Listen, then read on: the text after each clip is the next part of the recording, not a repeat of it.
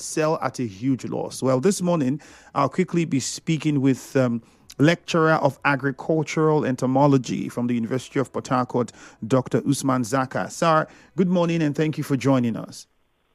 Good morning. All right.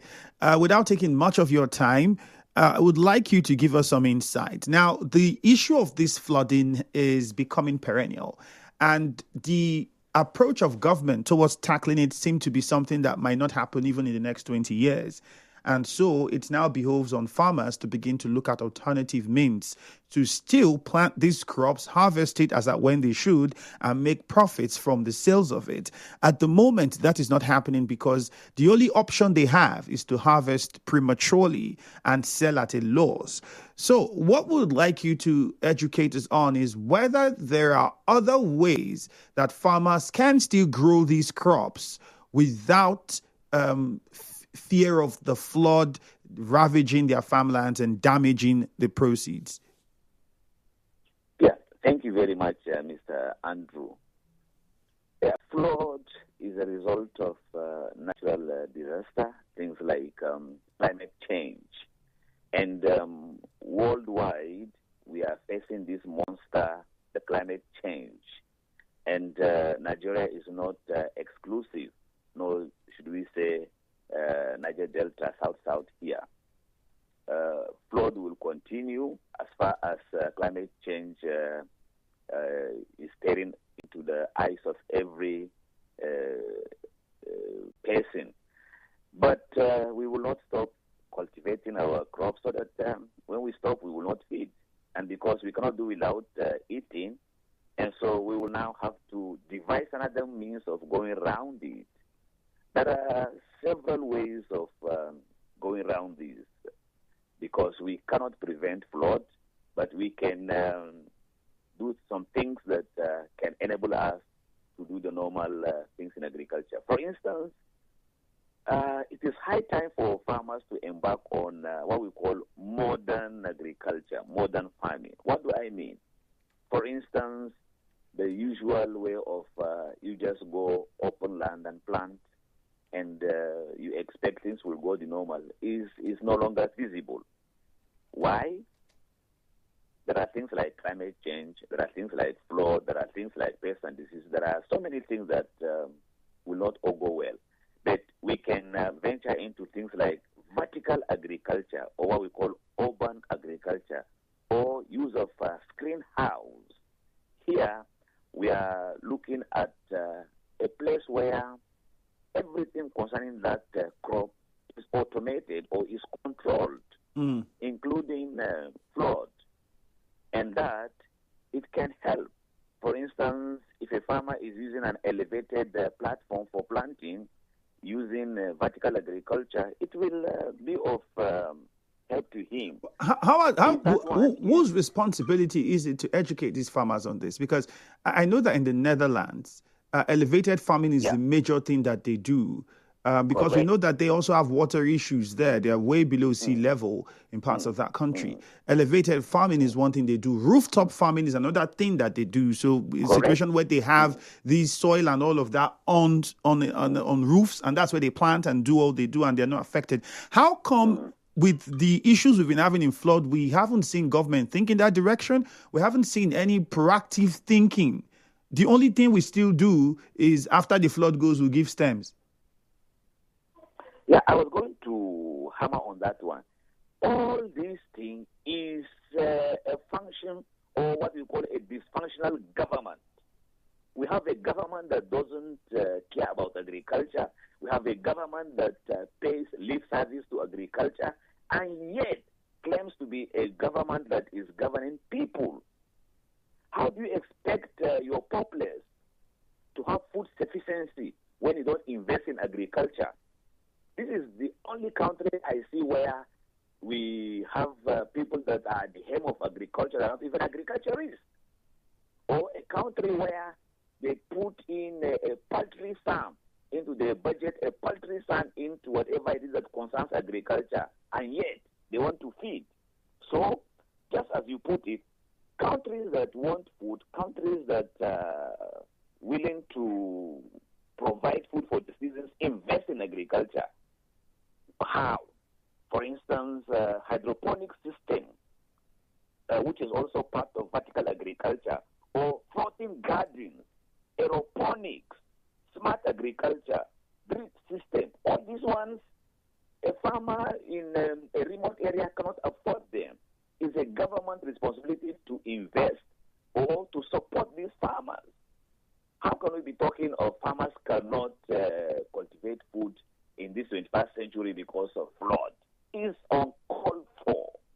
If a government is serious, then they should invest in agriculture. What will it cost government to, let's say, come up with a system where they can cluster farmers and say, okay, we know that in this area, this is your competitive advantage in this crop. But we have this problem that flood comes year in, year out. Let's do this one. And you will now cultivate your crops on an elevated structure, or you'll cultivate your crops on a floating garden, or you cultivate your crop using what we call aeroponics in the air. And all these places is not a rocket science. It is not a rocket science. Having said that one, if that one is too much, what is wrong with using climate resilient crops that can adopt to flooding? There are several crops, whether it is cassava, it is rice, sweet potato. They have been developed by scientists that can resist flooding. Are we saying that once floods come to Ahoada, once floods come to XYZ, everything goes down the drain? No. There are some structures that stand. There are some trees that stand. There are some crops that whatever stand. So we should venture into climate resilient crops. Another thing again is if we want to help the farmers, we should have a very strong early warning system where meteorological stations or units will be functional and tell farmers, we're expecting a flood in so time and whatever. And farmers will now key into it. How? They should go and look for crops that are early maturing. It is very disheartening for a farmer to harvest his crop midway when it has not reached the gestation period.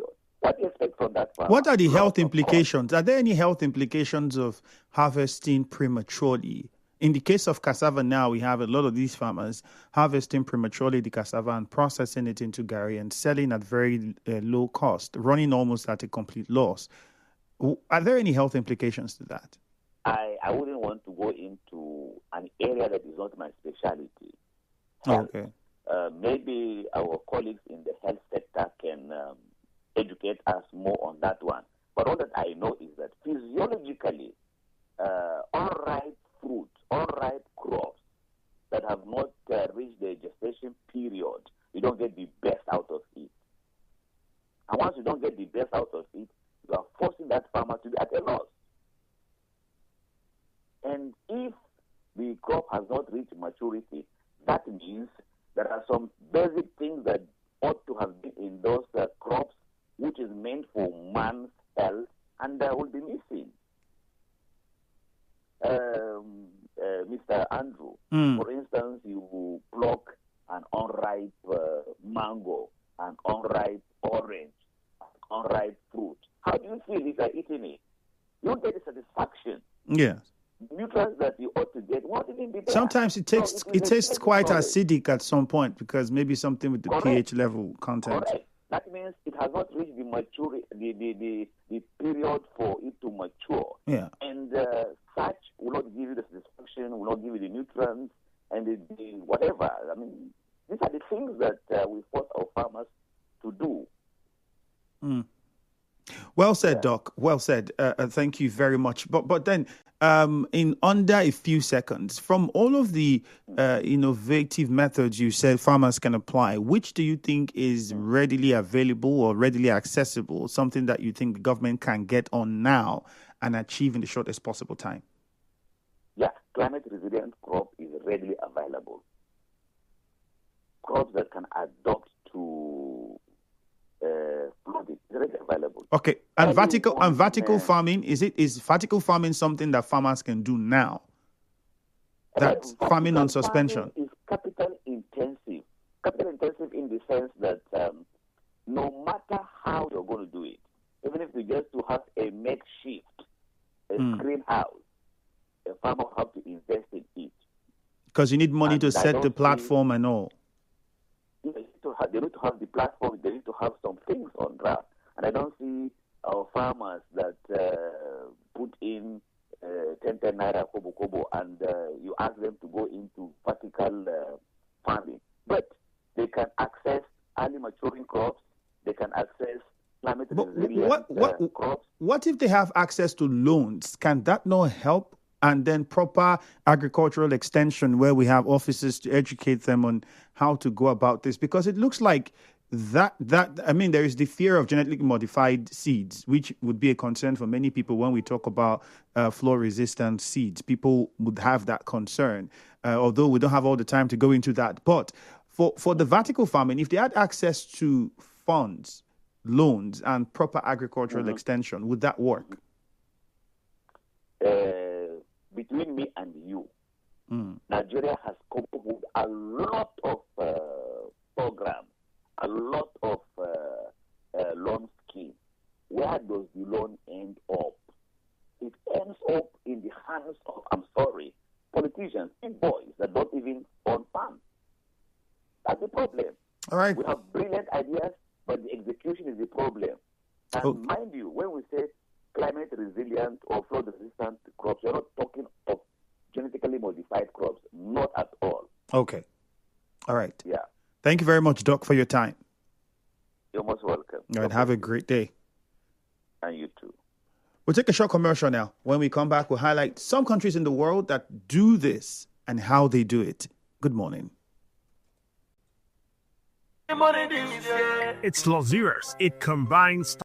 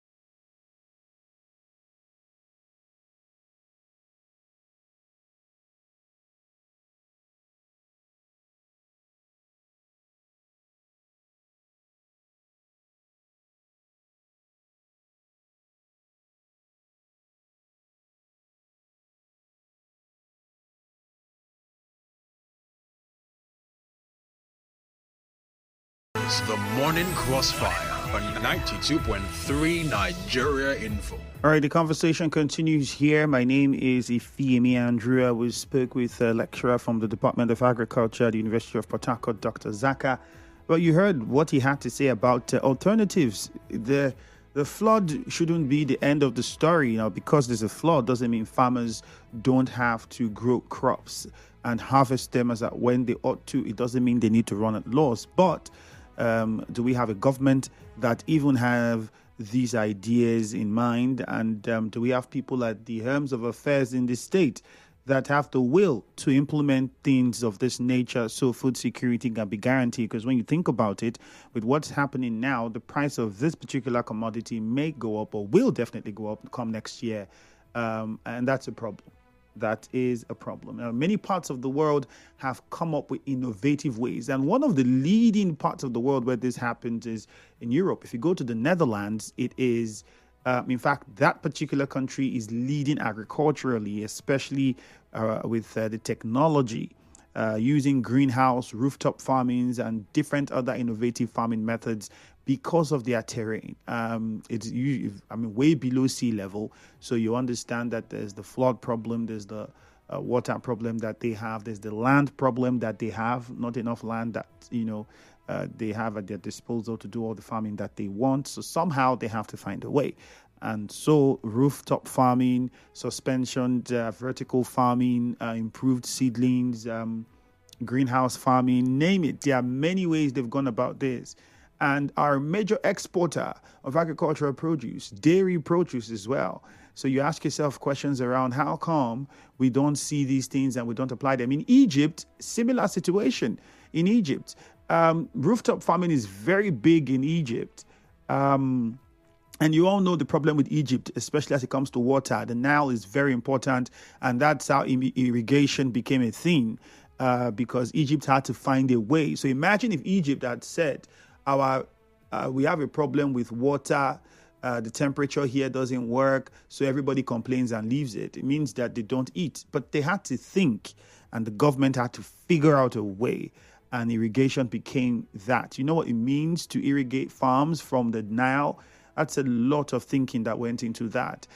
Do we have leaders that are concerned about that? Because clearly, it looks as though what we are most concerned about is politics and protecting of interest. We haven't taken our time to reflect on matters that matter. And people think that, don't worry, let's just get people in here first. After they get in here, we will come and solve all of this. No, it's not true. Because when these people get in there, you did not put them. So they would not really attend to these problems as urgently as they had to do if you put them there yourself. Take Abia State, for instance, and look at what the governor is doing there, simply because he got in there and he knows that this is why I'm here. These are the people that brought me, so I need to serve their interests to the highest level. Italy is another country where flooding is a problem. I mean, the city of Venice, what's there, many other parts of Italy. I'll give you another good example, Bologna. That's another place in Italy where it's a big problem. It's a big problem with regards to... And rooftop farming became the major thing there as well. Major thing that they do. I'm just mentioning a few. There are many other parts of the world where this is a thing. So the question is, we've had this flooding problem for how many years now? How come we have never heard a government, past or present, talk about, I'm talking at all levels, federal, state, and local level, talk about, okay, this is something, even mentioning it, I'm not saying even implementing it, setting up a committee that comes up and suggests that we can do this. That's a big question. And the question should bother you if you don't have the answer. Well, we'll open the phone lines. I was also supposed to speak with a second guest. Unfortunately, that might not happen because we don't have a lot of time. 0817-923-0007. It seems as though it's become a thing where the only thing that the government can do when these situations arise is build shelter that is not well built, because we don't really build them. We just convert a town hall or a school that's on higher ground. We convert it to IDP area for flood-affected victims. That's what we basically do. And then they eat in rations. We don't even provide adequate food for them, and so on and so forth. You name what happens. It's just endless list. And that's what we seem to do every time now. And that's how we go about it. And afterwards, we get the government say we are releasing stems. And then they release some stems that don't even don't go round. People have to go back and start their lives all over. It's the same cycle. The painful part is the same people who go through these things are not knowledgeable enough to even understand what they need to look out for in the individual that they want to vote next to become a council chairman or to become whatever, even in the political parties. Sadly, as sad as this is, you're still going to have people who would vote for individuals based on party alliance and monies that they might be given. I'm just saying. And then you begin to ask, how do we then grow from here? Because if the individual that gets into that position of power has no knowledge of any of this, has no single clue of how these things work and how we can go around sourcing for funds and making them happen, how do we get the change? It's still going to be another flood next year, and it's still going to be a situation of, all right, let's move them to one hall and put mosquito net, and that would be a big achievement. 0817 923 0003 or 0817 923 0002. My name is Ifeemi Andrew. Good morning. Let's hear you. Nigeria Info. Good morning, Ifeemi Andrew, and good morning to your guests. All right, good morning. Yeah, my name is Comrade Letan Barry Sunday, calling from Bori. All right, go on. Yeah. Looking at the flood situation, I must say that this very one is not a man-made disaster. It is a natural thing. And flash flood. we, as farmers, Hold on, Letan Barry, hold on. Let me get you. Letan Barry, hold on. Flash floods. You say flash floods are natural disasters. It's natural. Flash flood is natural. Because it's not the one that the Cameroon Dam is bringing, is releasing this in and is flooding into a certain environment. This is something that comes.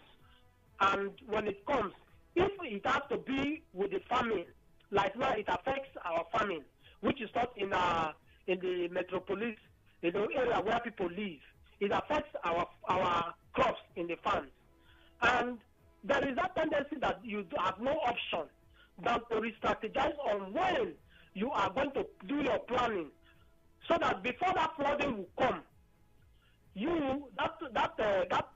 Letan Barry, there's a reason why I asked you that this is flash floods. Letan Barry, hold on. Letan Barry, can you hear me? Letan Barry, can you hear me? Do you know that this is not the regular flood that comes during October? Do you know that this is not that flood? Yes. Yeah. Okay, that's all I needed to ask. Go on. So with this situation, I want to ask, let me call on whoever is farming, that for this flood that is coming, mostly when this period has come, we need to readjust our time of, sowing crops, so that by the time this flooding will commence, those things that we actually planted may have mature for uprooting. All right. So that we will not wait for when they will start announcing flood areas. All right then. Thank you. We should be able to acknowledge some of these things. Thank you, Letan Barry. Good morning, Nigeria Info. Good morning, Nigeria Info. My name is Dr. Kidim. All right, go on, please. I'm an agribusiness consultant. All right. When we want to profile solutions, let us profile solution, a homegrown solution. But these are local problems. I know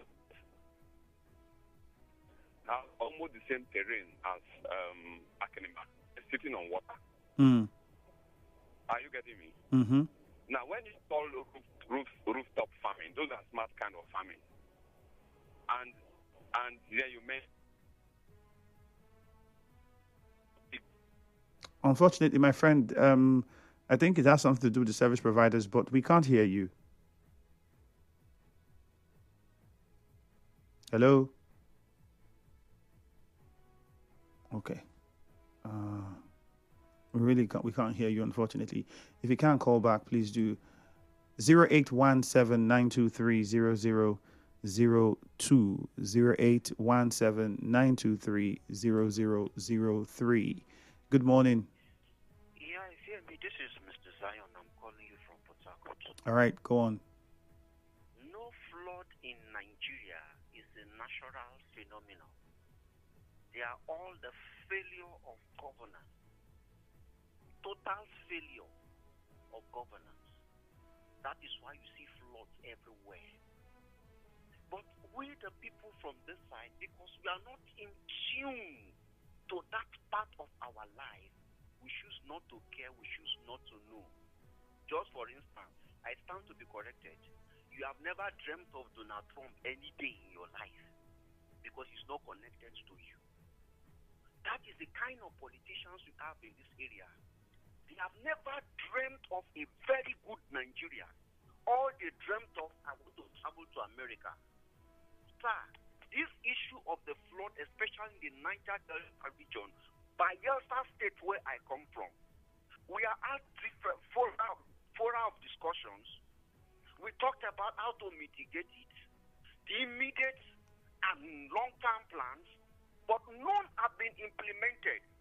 In the area of plantain, I have suggested, can we engage on scientists to give us water-resistant plantain suckers and tubers so that we can able to stand the time. These plantains can stand water because naturally plantain cannot survive water in less than 3 weeks. But look at now, plantain a bunch is about 15 to 20,000 naira. What do you think is the cost? Plantains are no longer in the farms because of flood. But if we can have improved suckers that can stand water at least 9 months, these suckers will stand the flood when they come. At the end of the flood, we can still have plantain to eat. Have they responded to that?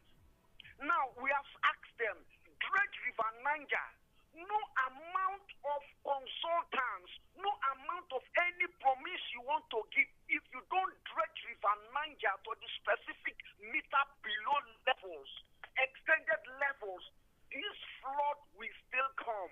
What did they promise us? We are going to build a dam. And I've said this, a dam is not the solution. Now, we from this region, what can we do? The highest we have done is to give them rice. After the rice, how is our lives?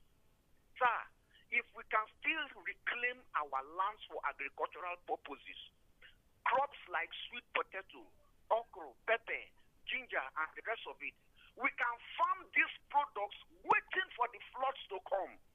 Before the floods will come, we have harvested them. Farmers will make their own money. The issue of give them rice will be now reduced. Are you aware it is the government that caused the increment of bag of rice? Because they go about buying rice to go and share. And you that is the farmer, government, they come buy rice. So what will you do? You increase the price to get more money to take care of yourself. Now, those who are not farmers, imagine what they are being affected to. Until we reclaim our life and now make agriculture farm by guys. Thank you very much. We have to move on. Good morning, Nigeria Info. Yes, Andrew, I called back. My name is Dr. Kidim. Okay, all right, go on. Yes, I was saying that when we want to proper solution, let us look for homegrown solutions. But the other day in my radio program, I told someone that even when things are normal, if you are selling the business of Gary for 20,000, you are running at a loss because of what goes into the production of one business of Gary. Let alone these people who are crying out. Last year I was in Akanima, and people harvested their cassava the same way prematurely. And it breaks my heart that somebody is saying that she sold the business of Gary for 5,000. How? Quick solution, sir. You see, when somebody is telling you plant harvest before the flood comes, it's not easy. Farmer. Well, thank you for saying that as a farmer. You have to. Hello, sir. I said thank you for saying that as a farmer. Yes. It's not easy. You cannot just say plant and harvest before the flood comes. It's not easy. The only thing farmers will do, government will do now, is to move into buy off all the garri they have produced because there's a glut there. There is oversupply there. So the only thing government can do now is to go and buy off all the cassava garri they have produced. That will become an incentive for them to produce next season, because selling cassava at very cheap rate is a disincentive for production next year. Number two. See, it's not easy for you to say flood resistant variety. The only way you can process garri and store is to fry it. Now, even if you have a variety of that can mature within 6 months, and the flood comes, how do you preserve it? Because the flood will come. It's a perennial problem. Now, somebody is saying that okay, by October the overflowing of the Orachi River will come. So let's plant now. So this one is August. And this one was not even supposed to come. It was just rain. It was just rainfall. Exactly. It was just rain that fell consistently and everywhere is flooded. How do you time it? It's not easy to say in your office or the comfort of your home and begin to talk about these things. I'm in the field and I know the problem farmers face. It's beyond what we're talking about. See, sir, I was trying to tell you about greenhouse. When we prefer solutions, let us all prefer solutions that are coming from Holland, Netherlands. I told you that preparing a greenhouse of one plot will cost you between 7 and 10 million. Yeah, it's capital intensive. Yes, and it's not every crop you plant in greenhouse. It's just for vegetables. Now, how many of those greenhouses you erect for you to make enough supply that will meet the need of buyers? How many? Do you know where these farmers get their seedlings? Do you know? So let's begin to profile homegrown solutions. So what do you think about the government making loans accessible so maybe vertical farming could work? Because I've seen large-scale vertical farming. And secondly, I also don't like to believe that these ideas are I believe the ideas are for everybody. It's not particular to Holland or anywhere, because those people had those challenges and they thought, and there was somebody that sat down and thought, and the idea came and they did it. All right. So if we sit down and think, we would also find something. If we were to do vertical farming, wouldn't that help? Farming on suspension, because I go to Akinima myself. Provide a solution in Nigeria. Nobody listens to you. All right. That's what I say. I think now you have said the real point. Yes, nobody will listen to you. There are a lot of suggestions I've made to government. They are not listening. So I want to tell the farmers to take their destiny into their hands. What will they do? You see, the Akinima soil has a high level of water retention. Akinima soil is not sandy loam that water drains immediately. When it rains, water settles there. It has this clay-like soil. What do you do? You see, people don't know their problem. I know their problem. So let the local government start to do something by looking for those farmers to compensate them. That's the first thing to do. Thank you, sir. All right. Thank you very much. I think that's the major thing there is, no matter the suggestions, you don't think anybody would listen, or there's a government that would even think about implementing it or making moves to make it happen. Otherwise, there are things that can be done. And that's the point. There are things that can be done. There are those that are capital intensive, understood. We might not want to look at those. But even farming on suspension, it's like that vertical farming, it's something that can be done. It requires capital, but not as intensive as other forms. And it's something that we could do if we had started planning in the past 5 years where we've been experiencing this flood problem. Unfortunately, that did not happen. And this year would go by. And this one is not I was trying to tell Leighton Bright, I was asking him, do you understand when you say man-made? We've not had tsunamis in this country.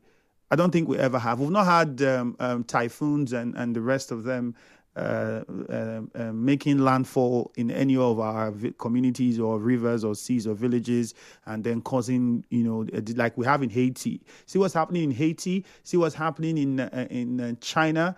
Earthquakes, tsunamis. We've not really had those. This is just flash floods. It means rain fell, and because we don't have a system where these waters can be channeled, no good drainage, no good nothing, over a while, rain falls consistently for 2, 3, 4, 5 days, everywhere is flooded.